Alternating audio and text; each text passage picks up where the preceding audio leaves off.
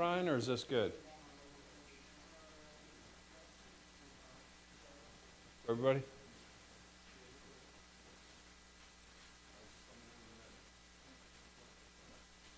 All right, good evening, everybody. My name is John Koppelmeyer, Executive Director of the Iredell Arts Council, and we appreciate everybody coming out tonight to our spoken word spotlight show. A lot of things going on tonight, but we're appreciative of the folks that have come out, and we also know there's plenty of folks online also watching tonight, and we've got a great lineup of talented people that we're going to hear tonight. Before we start, I just want to say thank you to all our sponsors that allow us to put on these shows. We have Dustin McCrary, who's our title sponsor, and then all our other sponsors, and we have those listed in our program. I think if you're watching online, you'll see them, and also out in the lobby. So we're very appreciative of those people, because without them, we wouldn't be able to put on these shows that allow us to do this. So thank you. All right, we're going to get started, and we start off with somebody who's been doing this for a long time and been here at the Arts Council for a long time. He's got several books that he's been published, and his poems are about, a lot of them are about his home life in the mountains of North Carolina. They're very good. So we're very appreciative of him being here. Please welcome Les Brown.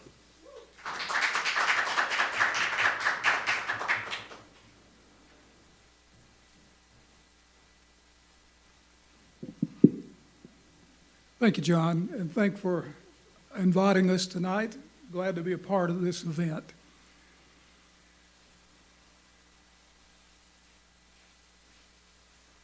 First of all, this is my book that is published by Red Hawk Publishing Company, and it's my first chapbook that has been published, but I have a second one coming out sometime later this spring or early in the summer. So I'm looking forward to my second chapbook. But tonight I'm going a little bit off script and reading some fresh stuff.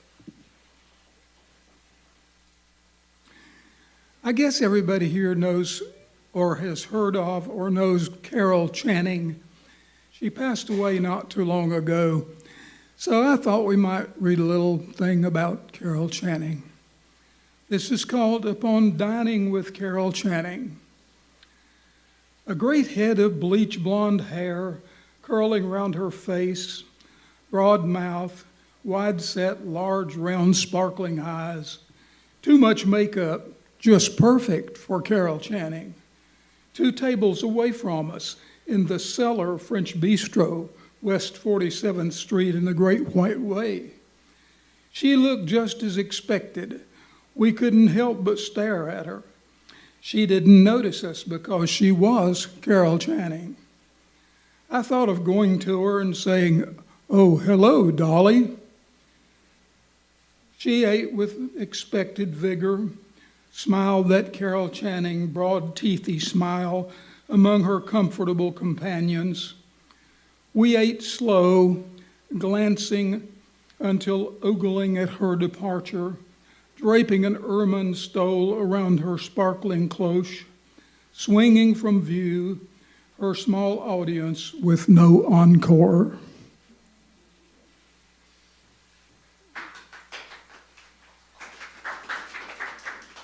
Thank you. This next one, it's a bit of a history lesson. Very few people know of the name of Joseph Dobson. Joseph Dobson is a Revolutionary War hero who is little known except that there is a mountain named after him up in McDowell County. If you go from Marian to Linville Falls, it's about halfway up the mountain. You look on the right side, and there's this great granite peak with a very rugged mountain. It's along the Over-Mountain Victory Trail. So this is a little bit about Joseph Dobson, a little-known man that we ought to know more about. And besides, he is one of my 4th great-grandfather. Okay, it's called Dobson's Knob. Waves of clouds, shadows sweep over Dobson's Knob, that cliff-bound pinnacle named for old Dr. Joseph, who healed the wounded of the tired, the hurting, farmers, millers, coal diggers, They were the over-mountain men, carried and dragged on pole litters, limping back home to hearth and after whipping Ferguson's trained and disciplined troops down at Kings Mountain. A man of money and means and land, Dobson sent his own son downstate to fight the Tories. One bled at Kings Mountain, the other to die at Ramsar Mill. The silent mountains, gray cliffs, and crags stand strong just north of Dobson's lost home, where his fish weir still is visible in the Catawba, downriver from where he fell from his horse after a night of libation, a frontier hero drowned, a remnant of past glory.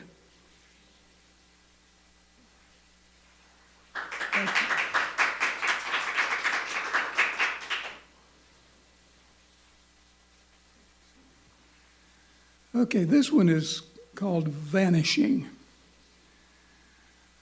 Troutman, if you're, everybody obviously is familiar with Troutman, just down the road. Troutman has thousands of acres of land that are now under development. You wouldn't believe the number of developments that are going in down there. One of them happens to be right across from our home. They say that within the next few years, the town of Troutman's size will double, and that's because of only one development at the old Barium Springs tract of land. It's called Vanishing. The wrens and bluebirds rush away from the feeders and fountains as I step out onto Georgie Street. They vanish into the deep copse across the street in front of my house. Machines are cutting, gouging within my view, ripping away homes. Grinding, grating noises drown the rustling whisper of winter's wind on this cold day in their terrestrial island. The earth will soon be barren there. Ticky-tacky boxes will sprout up where briar and sapling now defy the tread of humankind, where cardinal and thrush call home, where rabbit and squirrel live in harmony with feral cat seeking a hidden mouse or towhee. I pray for rain to slow the pace of the steel tread and diesel fumes, the killing gears of progress. I think you can tell from that I'm a bit of an environmentalist, okay? We have no time, Joe. Okay, one more? Let's see.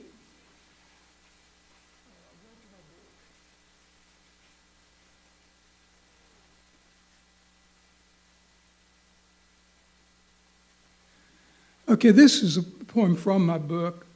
One of the things that was a great pleasure of my youth was growing up on my grandfather's farm and being a part of that self-sufficient farm. And one of my strong memories was when the Threshers came through. So this is called The Threshers Came. 6 tall stacks of sweet wheat stood on the knoll 6 tall stacks. I'll get my time in a minute. 6 tall stacks of sweet wheat stood on the knoll in short stubble just down our long 2-track driveway where Grandfather had cleared his grain fields. He sat in his cane-bottomed chair, leaning against a gnarled maple tree beside his wrapped-around porch. The thresher's convoy of great machines crawled to a stop beside arched haystacks. He stood watching the overalled men and the contraptions flail the ripe-headed wheat to make it rain hard grain into gunny sacks. The machine roared beside shrinking stacks, spewing chaff and straw and a cloud of dust held at bay by bandana-faced men with pitchforks, lifting, waving the harvest into the quivering mouth. Then dusty, they drank 10 dippers of water, spit black gobs, and trudged to the farmhouse to sit at grandmother's long dining room table, laden with platters of ham, bowls of green beans, mashed potatoes, churned butter, and bread from last year's harvest of wheat. The men squint-eyed at the bounty as grandfather raised his hand to silence all and bowed his head, blessing the meal and the labor. Okay, thank you. Thank you very much.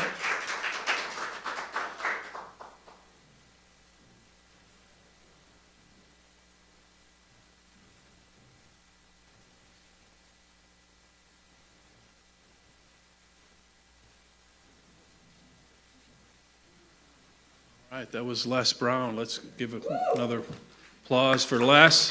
Thank you, Les. I want to share a couple things that are coming up here in the next few weeks at the Arts Council.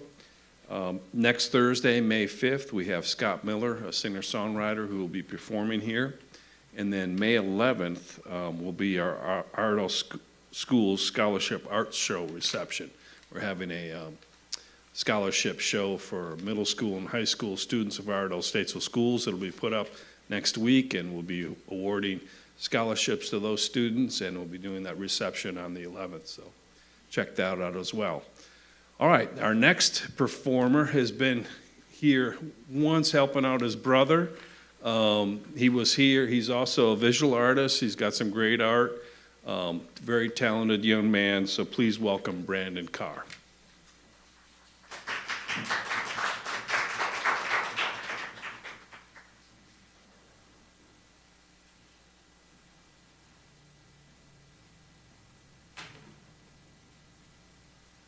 Everybody, how are we? I won't be before you long. Let me fix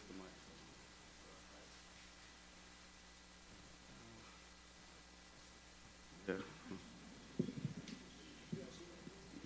Right here? Okay, sweet. Yes, sweet. Thank you. Yep, perfect. All right, I've composed a compilation of a few of my verses that I want to recite for you guys tonight. First, I want to start off with a quote by Friedrich Nietzsche. He says, a man with a why can bear almost anyhow. And that speaks to me, and what it really says to me is purpose. Follow your purpose, that why. But can I be honest? Sometimes I want to cry. But I'm a guy, so I'm obliged to lie and say that everything's all right. Kanye West, on Breakfast Club, he said, how do you say it? My Kanye West impression is kind of raggedy, but he say, y'all can't control me. Y'all don't understand I'm turned. I believe in me, just believe in you. And what that really said, I mean, I can rock with that because I'll go even further to say, don't believe in don't believers, you don't need them to grow. Shout out to all the peeps who ride for me, anomalies to all the things designed for me to fall. All you need is interior, period. Dog, I'm serious, everything else inferior. See, to know me is to love me. I used to keep a pack of Starburst in my cubby back in kindergarten so the girls would hug me. I used to smoke weed. I still smoke weed. I used to wonder if low-key my so-called homie was actually hating on me. He wasn't. Now I'm debating on if I should write a book or paint you a picture. See, today is different if I'm burning greenish rosemary or eucalyptus, or I'm in that kitchen cooking spinach. I woke up to realize that you was missing. Now I wake up to your morning kisses. I must say today is different. Hey, bumblebee, I'm subtlety. As honey drips from honeycomb, so to speak. Roses are red, violets are blue, your skin is sweet. Love me poetry, Kissing. You and me in a tree. Touchdown in the Philippines. Hey, sunshine, you look good today. Not to say you don't look good every day. I'm just saying you illuminate in all kinds of ways. Body toiled in coconut oil. Coils dangle above your eyes. Your royalty is sublime. You shine bright like sunlight skating across aluminum foil. I adore you. I am for you. Do I bore you? Boy, oh boy, your love tastes good upon my fingertips. See, a real nigga kiss you upon your lips. I'm gripping them buttermilks in front of your relatives. Baby jams just hella thick. Excuse my negligence, my arrogance. Sorry, not sorry, darling, listen. What up, Donnie? The days come and go, but when it's sunny, I wish that you could stay a little longer. Her thighs produce that milk that keep me coming. Her pollination got my nose wide open. Call me a dummy. But it's hard to be hive when honey's on my mind and I'm running out of time and my money's on the line. Too much is at stake, and you know that. I look at you vague, baby, for sure that. Hey, sunshine, you look good today. Not to say you don't look good every day. I'm just saying you illuminate in all kinds of ways. Thank y'all.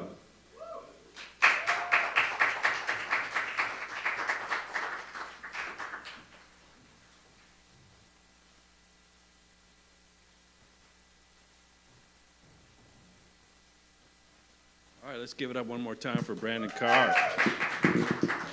Very good. Keep you exploring that stuff. That's good. All right, a couple more things I want to share that we've got coming up. May 12th. Well, I'm actually going to save that because that'll be my introduction for the next guy. So we'll wait on that. But we'll announce our next performer. New to the stage, came out last time and was watching, and we're really looking forward to seeing what he has to say to us. Please welcome Anthony Parks.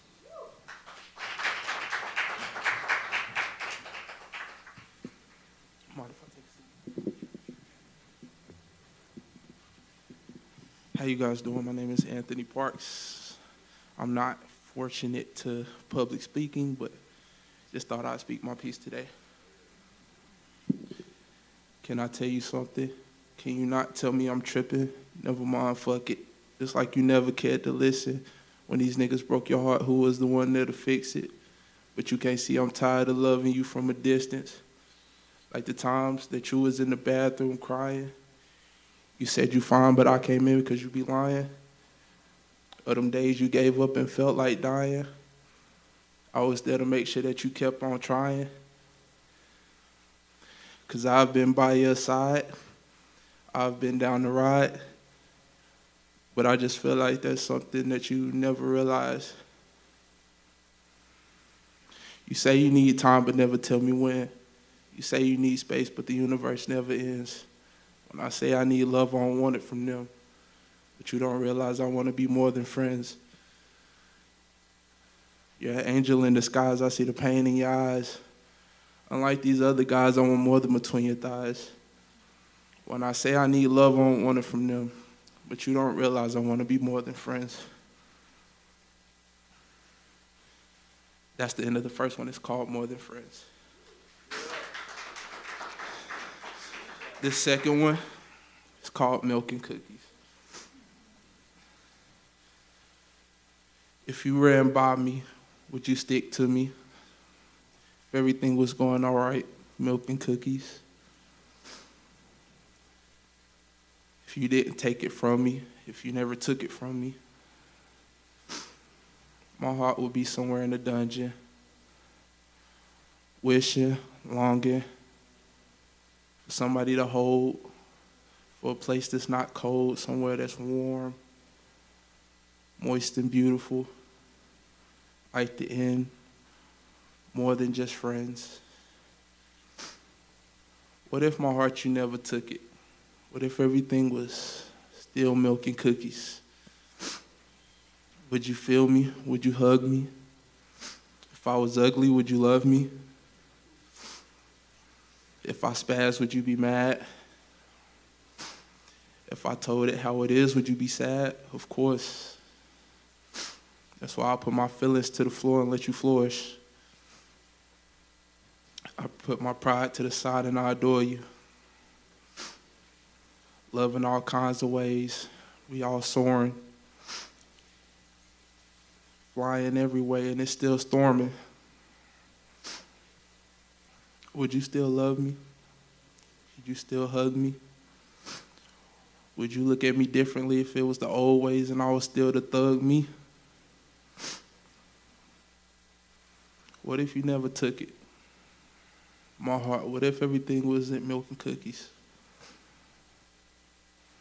I'd be in a dark place, a dungeon, somewhere longing for love. That's it. Good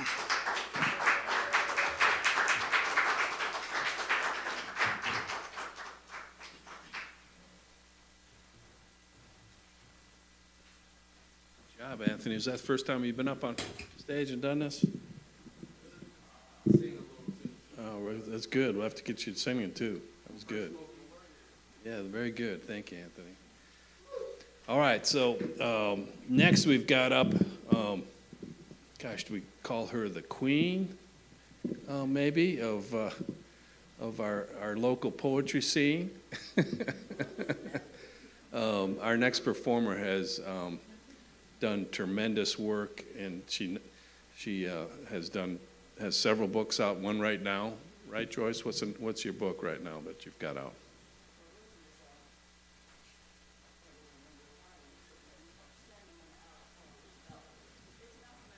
Right,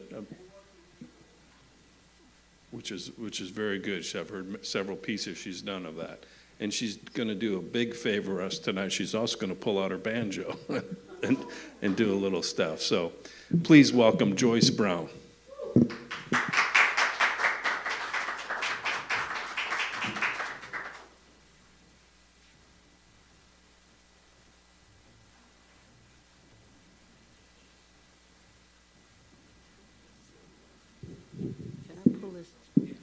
Is this all right? Okay. Does that work, guys? Okay. Well, this is what happens when you get old and absent-minded. In my folder, I had several new poems I wanted to try out on you, but I brought instead the ones that I had tossed aside as unworthy of you. So I'm sorry, you're going to have to hear more from this book, but I'll try to make it relevant. I don't have the gift of the spoken word poets, but I do like to share. This book is about the history of a valley, which when you drive through, it looks like paradise. But when you learn more about it, you learn that the people have had a hard time and that there are some ugly sides, even in the most paradisical of places.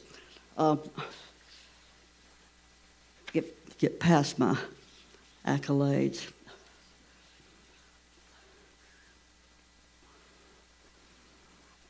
The idea that most people had, when you move to a valley, you think, well, this is our place. But this was the Catawba Indians' place before it was Pioneer's place. You know the story, common stories. And so this book reflects something of that. The big event that caused the change in this valley was the building of a railroad track through this isolated place to bring jobs, to carry coal, to carry timber out of the trees. Of course, because what the world did to Appalachia is the same thing that countries did to poorer countries. They come in, they plunder, they take what's good, what's needed, and leave the place often pretty destitute. The people who built this railroad were from Italy. They were Italian immigrants who were brought over, shipped on a train from New York, and left to camp in this valley to build this railroad. Stories have that hundreds of people were killed in the dynamite that exploded in building the tunnels. So this is called How Workers Learned Their Rights, 1905.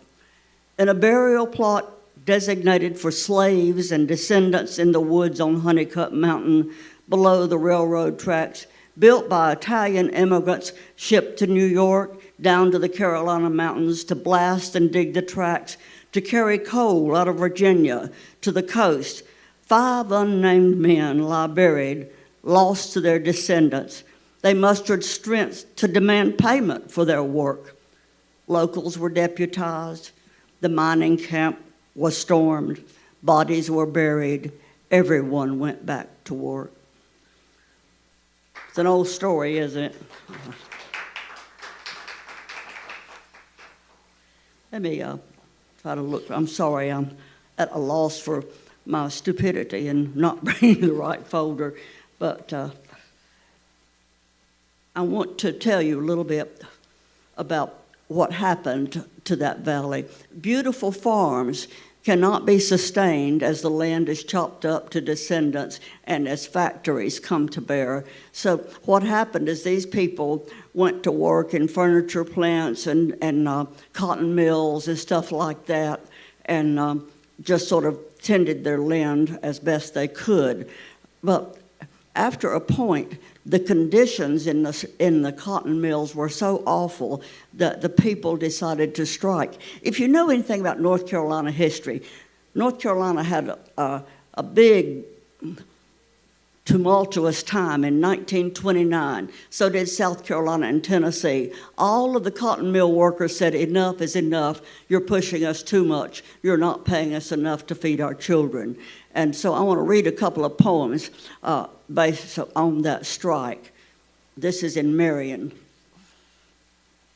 Recalling the Marian strike of 1929.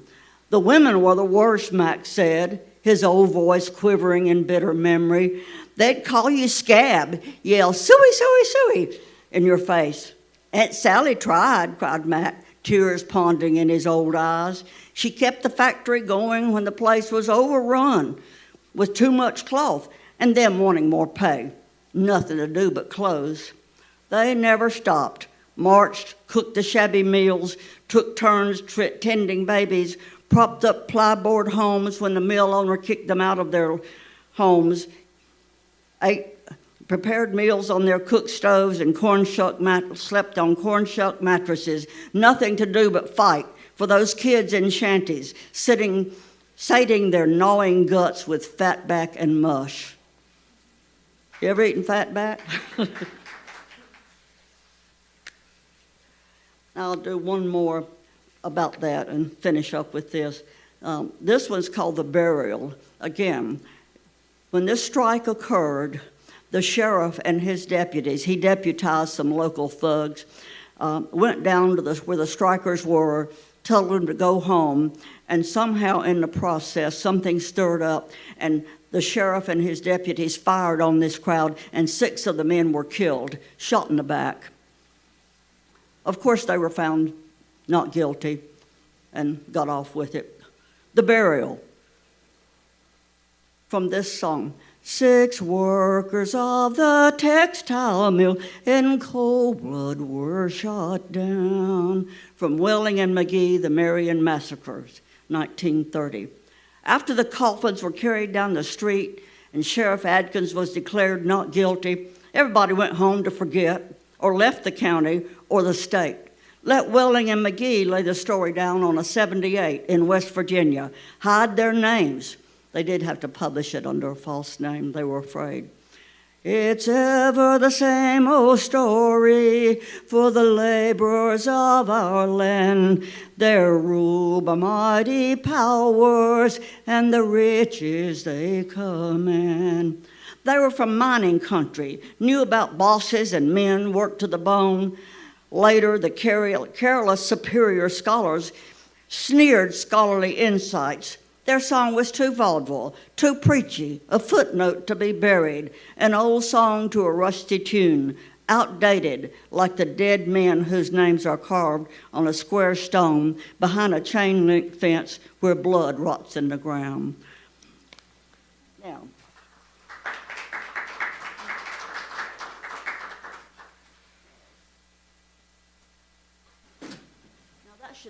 that should be a graceful shot. I should have had somebody take that for my PR, you know. But what happened is a couple of fairly obscure people wrote songs about this. The locals still want to say that Woody Guthrie wrote a song about their strike, but he didn't. These were a couple of people who just wrote songs because they were working people. This one was written by a mill worker in Greenville, South Carolina, but he just gave his initials because he was too afraid. By the way, no bluegrass, I'm sorry.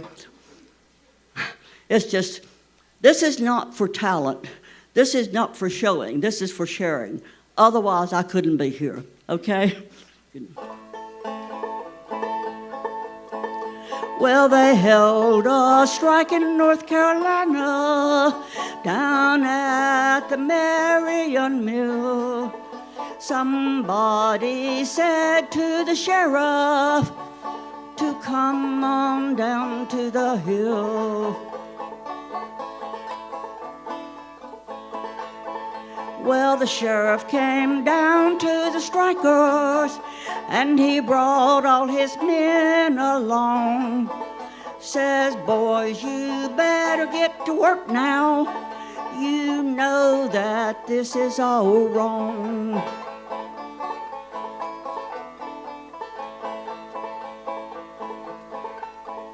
Well, so one thing led to another, and soon the bullets were flying. And when the shooting was over, 6 men lay on the ground a-dying.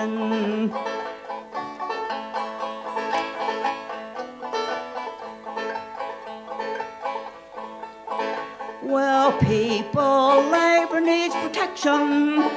They need it more every day. If we would all get together, then they couldn't treat us this way.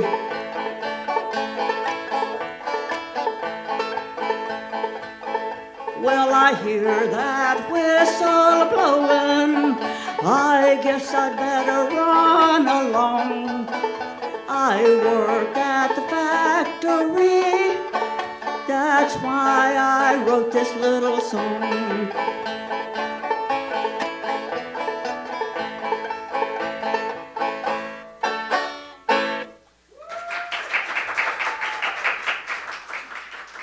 That's a very primitive form of music, but it's suited to the old stuff that I like to do. I like songs that are about real people, written by real people.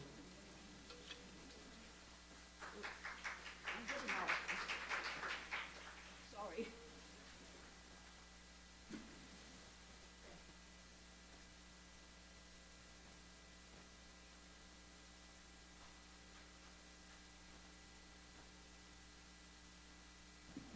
Told Joyce she should probably hit Merle Fest this weekend playing. That was good. Thank you, Joyce. All right, so now a few things coming up, and I'll do this backwards. June 3rd, we're going to have the Mother Hips playing here, a band out of California that is coming through. Really excited about them being here. May 19th, Brian Olson, who's back there doing our sound, who also is a musician and does a production group, and he does a Roots in the Round performance here. We have singer-songwriters sitting on the stage, and they talk about the songs that they've written, and then they perform them. A really good time. And then we've got a new show starting. It's going to be May 12th. It's called The Insomniacs, A Nightcap, which is an R&B and rap show that's getting done. And our next performer is a spoken word artist, but he's also a musician who's also the fellow putting on that show. And I've just really enjoyed getting to know Tevin, and talented young man, and really excited about the things that he's going to bring to the Arts Council for us too. So please welcome Tevin Carr.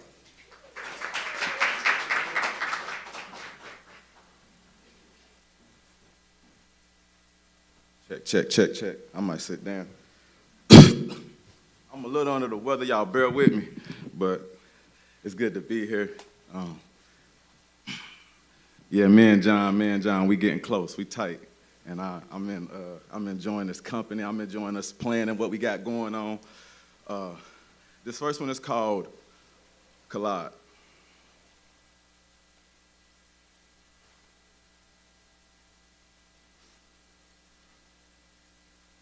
Look me in my eyes, I bet our hearts collide.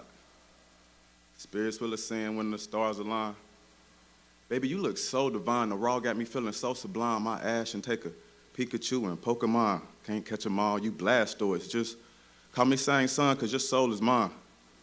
What's my favorite line? Hey, you know the vibes. But do you ever read your zodiac sign? I looked up both of ours. You guessed it. We a perfect match.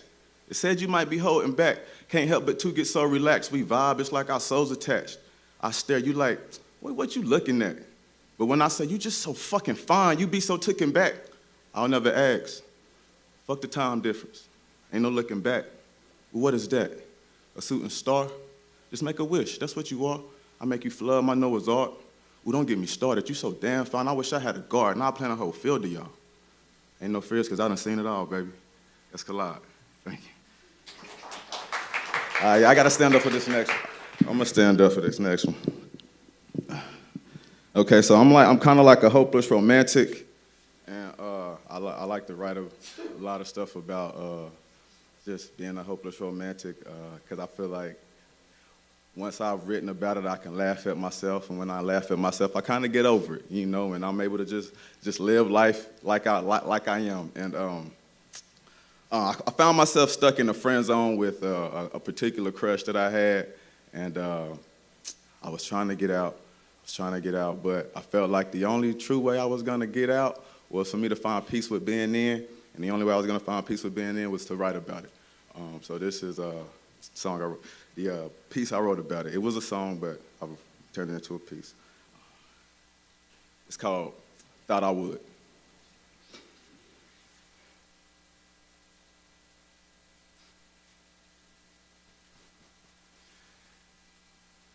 You might laugh at my pickup lines, but you ain't listening. Like, come on, man, I'm serious. Why can't you take me serious? Every time I shoot my shot, I miss, but this is my favorite jam. Like, you laugh, so I guess I hit the rim, writing songs on the walls of the friend zone. I swear they closing in. I'd be ready to risk it all, still apprehended. Might lose your friendship. This is a fucking prison. And the chance to escape is looking slim. Hope I ain't miss it. Excuse my French, but voulez-vous coucher avec moi? I've been trying to get that shit off my heart. See, we a match, but dirty laundry seems to keep us apart. I'm a light, my works won't stay in the dark. A guilty conscience keeps me playing my part, keeps me from playing too hard. I don't know where to start. Am I applying pressure or going too far? I can't tell them apart, but when I tell you, when I look in your eyes, I see stars. It's no cap. Seeking treasure with no map. My mac and cheese touching greens. I want your biscuit so bad. Can't even fake it. I lick my lips when you walk past, so I can taste it. My imagination think he you sane. I be using my brain. It's just my mind's a little dirty and it rewinds with you the one in the frame. Stay in my lane because I be moving too fast. But I think I know exactly what I do with your ass. But let me ask you, would you know that you had seen God if he walked past you? You might laugh at my pickup lines, but you ain't listening. Like, come on, man, I'm serious. Why can't you take me serious? Every time I shoot my shot, I miss, but this my, every time I shoot my shot, I miss, but this my favorite gym. Like, she laughed, so I guess I hit the rim. Writing songs on the walls of the friend zone. I swear they closing in. I'd be ready to risk it all, still apprehended. Might lose your friendship. It's a fucking prison. And the chance to escape is looking slim. Hope I ain't fucking missing. Miss Independent, you don't need no dude. I get it, but what I don't get is how you figure we might jeopardize our friendship if you let me hit it. I respect your boundaries and you accept my feelings. You the fucking realest. I just poured out my heart and you like, boy, you silly. I realized this love letter was better off of Philly, but I'll still send it. Sign, seal, deliver, return to sender. Never give your heart away. At most you lend it. But I ain't tripping. Keep my visions in my own world. If we just friends, then put me on one of your homegirls. Just kidding, just kidding. You the baddest in your clique, and you know that. If they ask, is she the one, then I'll respond like Kodak. I hope so. I swear I'll be so close. We vibe like some old folks. Baby, just let your soul go. Take off your cool and quit playing, or at least give me a rematch. I can't chase you down. This ain't freeze tag. I thought I would.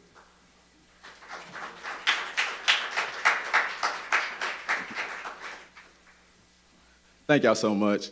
Like he said, I got a show coming up May 12th, Nightcap. We're gonna have a full, a live band. I'm really excited for this opportunity. If you're free, come out. It's gonna be a vibe. My brother is also gonna be live painting. He's gonna auction off that painting, so you're gonna be able to get a great experience of what we have to offer with the Insomniacs. This last piece is called Your Storm.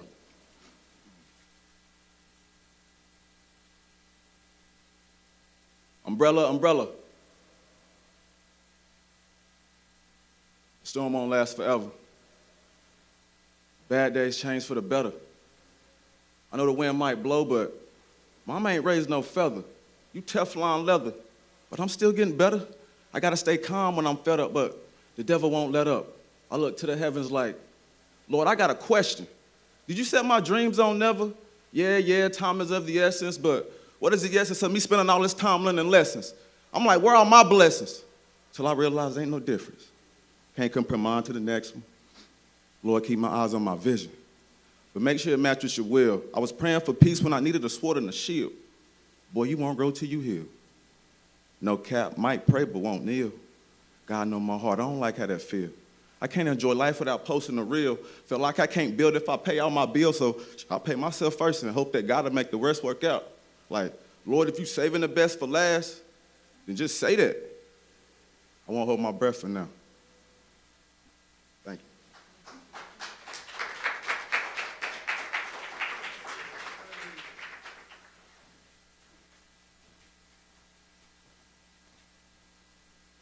All right, one more time for Tevin Carr. That was good. Thank you, Tevin. And we are really looking forward to that show here in a couple weeks. It's gonna be awesome. Full band, it's gonna be great.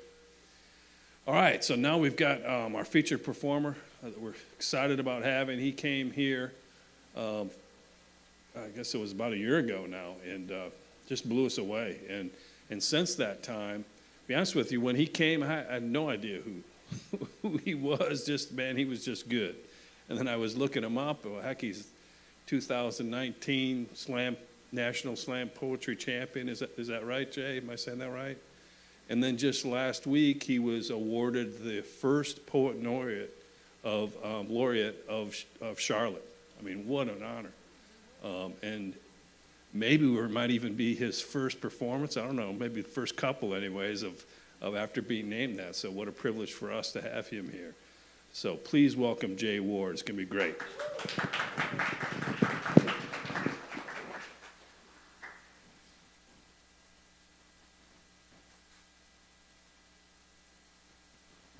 How's everybody? Good. So first official performance since the announcement. I performed at a festival on Saturday, but it was like a fill-in because some of the music acts backed out, so I kind of did like a fill-in performance. So first official performance since the announcement of being Poet Laureate. So before I get started, first of all, I just want to kind of marvel at what you have here. Like in this intimate setting, this is where art is forged. Not just because it's an open mic, but one of the things that I really enjoy about this space, and I enjoyed last time, is just the voices here where you have what is traditionally page poetry and spoken word poetry. And I use quotes because it's all poetry. I mean, it's all poetry. But what you have here in the diversity of the voices and the talent, this is where art is forged. This is where you feed off of each other. This is where you take risks. This is where I can see and I can feel that you are holding each other. Like as you're going up there, if you're nervous or you're not nervous or you're polished, like everybody is holding each other here. And that creates such a safe space. So I just kind of wanted to like throw that love in the air before I get started, that this is such a great space. So take advantage of this. And John, thanks for inviting me back. So like being invited is an honor and like it's great. But like the real test is if you get invited back. If you get invited back, that means you did something right. So I really appreciate it. Before I get started, is it okay if I just read something that's not mine? Is it okay? All right, good. I'm going to read a few excerpts from a folk tale, a short story by Virginia Hamilton called The People Could Fly. They say the people could fly. Say that long ago in Africa, some of the people knew magic. And they would walk up on the air like climbing up on a gate. And they flew like blackbirds over the fields, black, shiny wings flapping against the blue up there. One such who could was an old man, call him Toby. And standing tall yet afraid was a young woman who once had wings, call her Sarah. Now, Sarah carried a babe tied to her back. She trembled to be so hard-worked and scorned. Now, father? Yes, daughter. The time has come, Toby answered. Go as you know how to go. He raised his arms, holding them out to her. Kumbubayale, kumbubatambe, and more magic words, said so quickly they sounded like whispers and sighs. The young woman lifted one foot on the air, then the other. She flew clumsily at first, with the child now held tightly in her arms. Then she felt the magic, the African mystery. Say she rose just as free as a bird, as light as a feather. I share that story, and if you're not familiar with it, please look it up, Virginia Hamilton, The People Could Fly. I share that story because it's been one of my obsessions, like, over the years. The imagery of black folk flying out of the fields, away to freedom, right? The imagery and the symbolism involved with that. This is not the only incidence of this, like, particular mythology. The 47 is a young adult novel by Walter Mosley, and it explores that same mythology. And if you've ever heard of Tall John or High John the Conqueror, it's the same mythology. And if you fall into any YouTube rabbit holes with Dick Gregory, who firmly believed this was true, you will also find that mythology, right? That there were Africans who once knew how to fly. And I am obsessed with the storytelling aspect of that, and people being able to fly and traveling through time and being resilient, like no matter what happened here, the idea that we've gone through that before and we've made it, and we're going through something now and we're making it, and we'll go through something in the future and we'll make it then too. So before I get started with an actual poem, I just want to build on this idea of resilience and this idea of time travel. So if we can do a little call and response. If I say this time, I want y'all to say like every time. Can y'all do that? This time, we're going to make it this time. All right, so the first poem is about Willie Lynch. Has anybody ever heard the name Willie Lynch? Okay, a few. So for those that haven't, Willie Lynch was purported to have been a wealthy landowner from the Virgin Islands that came over to Jamestown, Virginia, to teach people how to perpetuate slavery for up to 300 years. Now, there are some scholars who say that Willie Lynch never existed, that his letters were a hoax. And then there are others who will tell you that the word lynching came from his last name. And none of that is important to this poem, except to set up the first line, which is this. If Willie Lynch were alive today, he wouldn't own slaves. He'd own a record label. Tell his A&Rs about the brand new future of business. Say the block is hot. Let them push on this hot city block. Let them preen on this hot auction block. Let them use their best ad-libs on a hot track with a block, hot. Where he used to talk about leaving the woman distraught and destroying the male image, now he just composes brand new songs encoded with instructions like, call another man a vagina, talk about beating him up. Female genitalia, beat it up. See how thin the line between divinity and exorcism. Willie sees the broken 16-year-old boy as a curse. All that matters to him is the bottom line and the blessing. Bottom line, 2 million inmates in a $37 billion prison economy. Blessing, private corporations can pay inmates just 23 cents a day. Curse, Bobby Shmurda. Just caught a body about a week ago. Epic Records gave him up after a week or so. Self-fulfilling prophecy, ratchet, thug, trap queen, chicken head, hoe, slime, gangster, killer, nick. Language is a peculiar institution. Leads directly to the heart of a people. Translation, they call it a trap, but still make songs about being in it instead of trying to get out. Translation, the auction block is now the cell block, is now the block. Did you know during the BP oil spill, they actually employed inmates to help clean up the spill instead of out-of-work fishermen who could have used the money? See, this new Willie would tell y'all it ain't about what's right, it's about owning the rights. Translation, the 13th Amendment states very clearly that slavery is not legal, except as punishment for a crime, which means slavery is still legal, it just goes by a different name now. So today, Willie also owns a prison, also owns a school, has figured out a way to pipeline between the two. Translation, there are more blacks under correctional control today than there were enslaved in 1850. Translation, black code laws were used to round up freed slaves and put them right back into forced labor. You called it a chain gang, called it holding up America's economy during transition. Translation, is it a coincidence that this country started making money on prisons right after slavery ended? Is that when America was great? Trap translation, speaking as hot boy. Take away they bars, take away they troop, hey, take away they God. Now they God is you. Record company translation, speaking as God. When you pray about a dream deferred, who you talking to?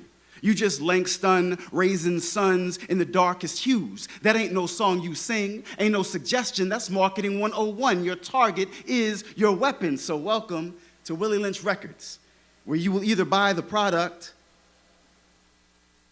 or be the product. Blah. So I also want to say, like, when we're talking about diversity, thank you. When we're talking about diversity, like, y'all got some real stuff before this. Y'all got vulnerability, right? You got working class people. You got a pretty damn good Kanye impression. Like, you got a lot of stuff in that in the first part of that set. So yeah, like, feel good. Give it up for yourselves. Like, this is super dope. All right, I'm gonna read a couple if that's all right, because I feel like I want to read a couple new things.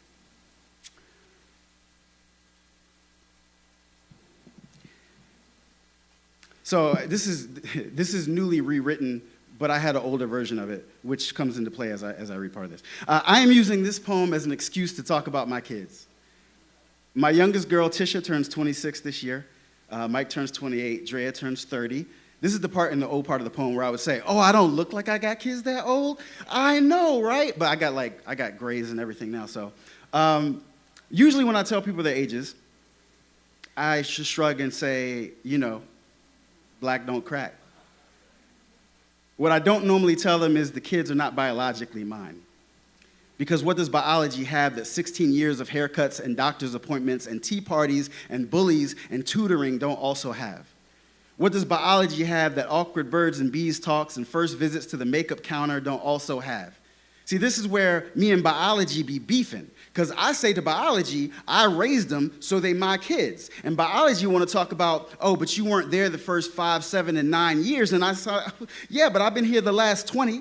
Biology want to talk about there can't be a familial bond if there is no familial bond. And I say, hey, yo, biology, what's better, blood family or chosen family? When I felt unworthy or like I wasn't prepared for this, I stayed. I pushed. I told myself, push. And then biology want to clam up all of a sudden. True story, for the first 4 years, I would refer to them in conversation with other people reluctantly as the boy and the girls. The boy pretended to be Spider-Man last night when he should have been asleep and sent his bookcase breakdancing all over the floor. The girls ate all the donuts and convinced the boy to take the blame for it. And I don't do that anymore. Who am I not to use the names they've grown into? For example, Michael means who is like God, because he is not like God. But you should see how powerful he becomes when you believe in him.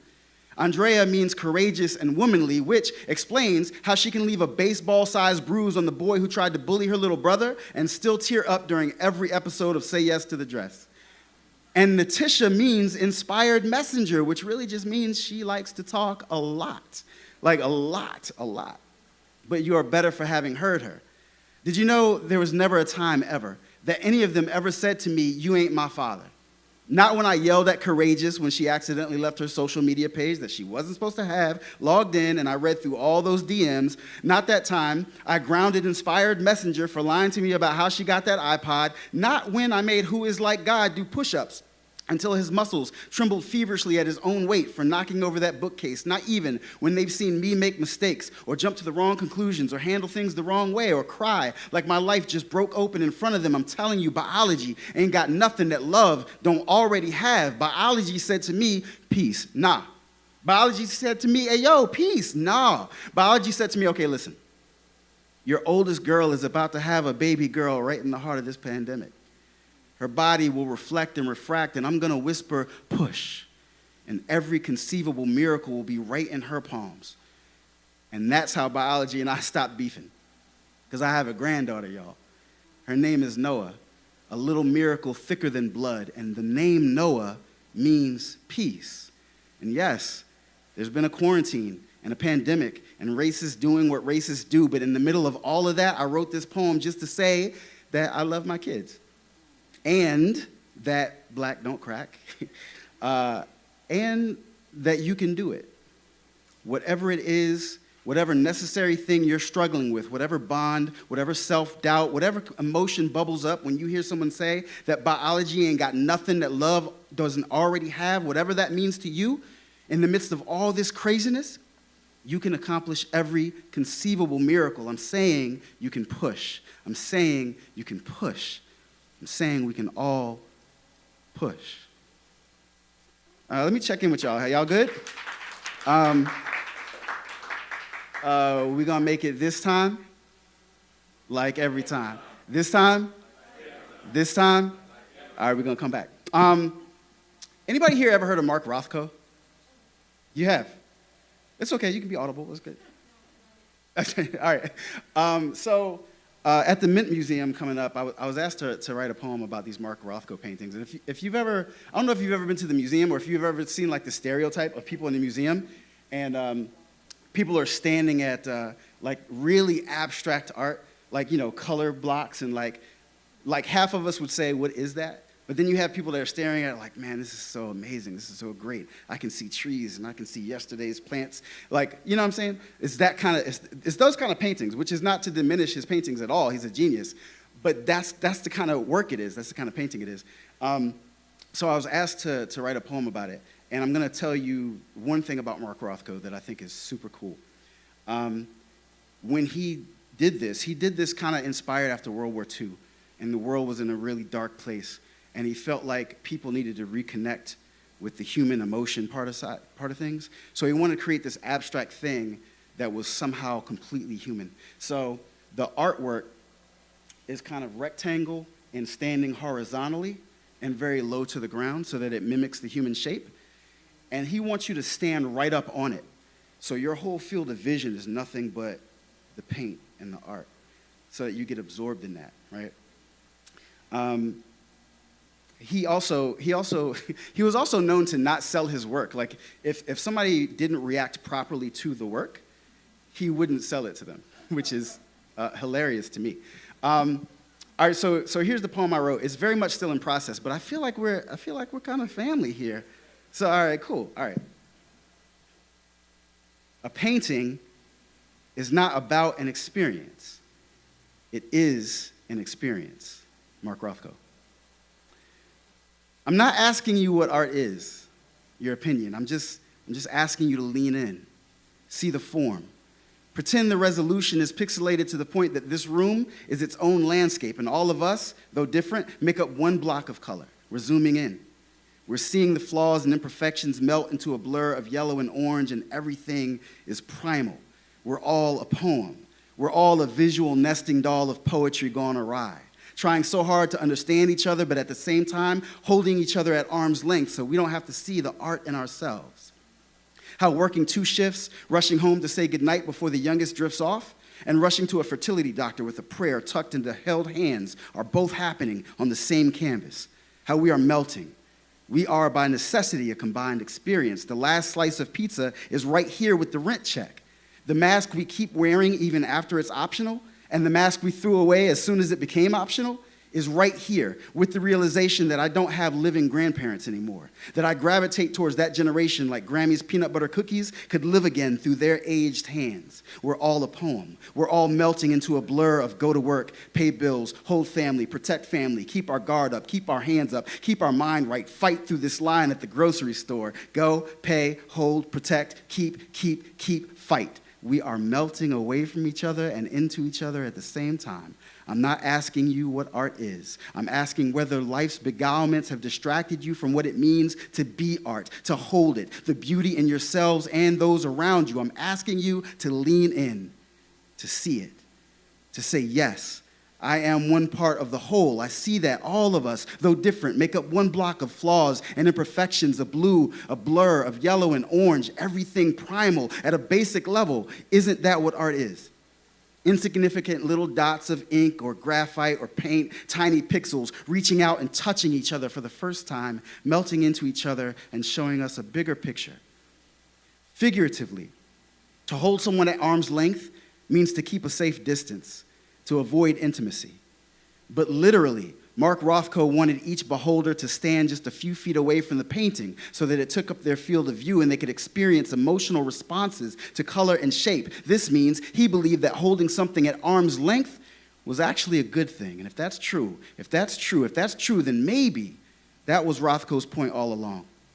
If you're not seeing the beauty, it's because you're literally not close enough and figuratively too far away to appreciate the beauty of combined experience. The breathtaking view of just standing still long enough to see the world like God, to make the world like God. I'm not asking you what art is. Go, pay, hold, protect, keep, fight. So that's that. So I'll say a few things before I do this next piece and I'll get out your hair. So yeah, I was appointed as Charlotte's first poet laureate, and this space, I think, is as I'm standing here, this space is reminding me why I applied to begin with. I feel like there's such a divide in general between what we consider academic poetry and what we consider to be performance poetry. And again, I use this because it's all poetry. We use the same exact skills, the same exact poetic devices. And being in this space is inspiring. Like being in the space with both mediums is inspiring. Being in the space with R&B and music and all these other things, right? That's all inspiring. Visual art, it's all feeding off of each other. So I don't have a point in saying that other than saying I'm really happy to be here, and thank you, John, for having me out. If you are interested at all, I do have a microchat book out with Bull City Press. It's at bullcitypress.com. And I have a full-length book coming out in September through Button Poetry called Composition. You can also just go to my website, and you can pre-order or order right from there. And the website is jwardpoetry.com. Let's see. Yeah, I think that's it. Before I do this last piece, I want to circle back to the short story at the beginning, because one of my obsessions with it is we can look back and we can say, oh, why would people think that magic exists, right? And those words were kumbu bayale, kumbu batambe. And the magic isn't in the words, right? Because in the story, they could always fly. They just forgot. So there wasn't magic in the words. The magic was in the reminder. The magic was we've already been doing this. Combined experience, these last 2 years, for all of us collectively, have been rough. Collectively, they've been rough. Uprisings, Ukraine right now, the pandemic, quarantine, jobs. But individually, you've all gone through things that I can't guess, right? Individually, we've all gone through so much. Collectively, we're going through it. But it's the reminder. We made it. We made it through such things. We're making it right now, even if it doesn't feel like it all the time. We're making it right now. We're going to make it tomorrow, too. It's this time, like every time. We're going to make it this time. This time, legends say, Africans once soared through the sky like blackbirds, but once enslaved and brought to America, they forgot their wings, forgot how to fly. One day, legends say, Massa looked up and seen black bodies floating right out the field. One by one, a cloud of freedom, a black rapture caught up in glory. This poem be North Star, Big Dipper, be slave song, be map to free, disguised as spiritual. This poem be Amen. Oh yeah, this poem be black. Black as you can handle. Got wings too. Travel from Massa's Field to my grandfather's sharecrop shanty. From there to Selma, Montgomery, Cleveland, Little Rock. From there to Baltimore, Ferguson, Charlotte. From there to Fish Fry by the Lake. Cookout. Be all legs when Frankie Beverly and Mays come on. Be my Uncle Skin slumped in a chair after a big dinner. Be me beating on lunch tables at Conway Middle School. Be Miranda, protest, riot, cuffed and clipped. Be woke ain't the same as woke, Mama say. When that day come, your wings gonna spread wider than an archangel with a smile to match. I say, Mama, how I'm gonna smile and open my back to the wind at the same time. She say, boy, don't you know you can fly, change, become something else entirely. The problem is, Reaction to change always been violent, always been chase and hound and water hose. Reaction to change always been, now why you want to go and do that, folks? Why you want to go and mess up a good thing? Why you won't not be satisfied with what we gave you? See, we never should have gave y'all nothing. What are we going to do about Harlem but take it back? What we going to do about Black Wall Street but burn it down? What we going to do but tell you what we going to do and then do it and ask you what you mad for? Ain't you grateful? We be grateful. For Fannie Lou Hamer, for Rosa Parks, for my Aunt Chloe, Aunt Hessie, for Mama, for all the black women that made it possible for us to fly in the first place. We be grateful for Solange and Viola and Lupita and for Tank and the Bangers and for me and you, your mama and your cousin too. Oh yeah, this poem be black. But when I say black, I mean resilient. When I say black, I mean love. When I say black, I mean fly. When I say black, I mean we can't be owned. When I say black, I mean a resilient love that can fly on its own, because every black poem really just be a love poem. Be I love you, be I love myself, be we gonna make it this time like we make it every time. And if they ask you how we did it, the answer is not love, it's heart. Not steadfast, it's shift. Not intention, it's movement. Not a wall, it's Jericho. The answer to any question is not a trump that raises a wall, but a trumpet that brings one down. What work? How hard? Why shift? When now? What movement? Who Joshua? What ram horn? Why fall? Why disrupt? Who left the gate open? If this the plantation, what they gonna do without us?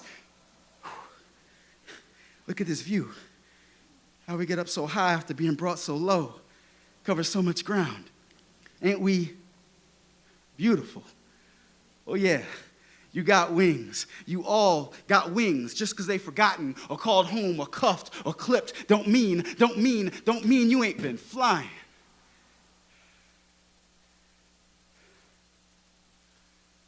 This whole time. Hey, thank y'all so much, and thanks for not noticing that the water fell over.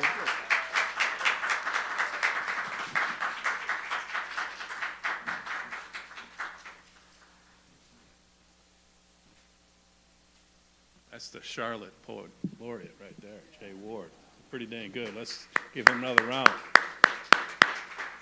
All right, thank you very much, everybody coming out. Anybody on live stream or in here, if anybody's a poet or interested in performing, please contact me. We'd love to keep expanding this and keep growing this and keep giving up artists an opportunity to share their voices. So thanks, everybody, and everybody have a great night. Thanks.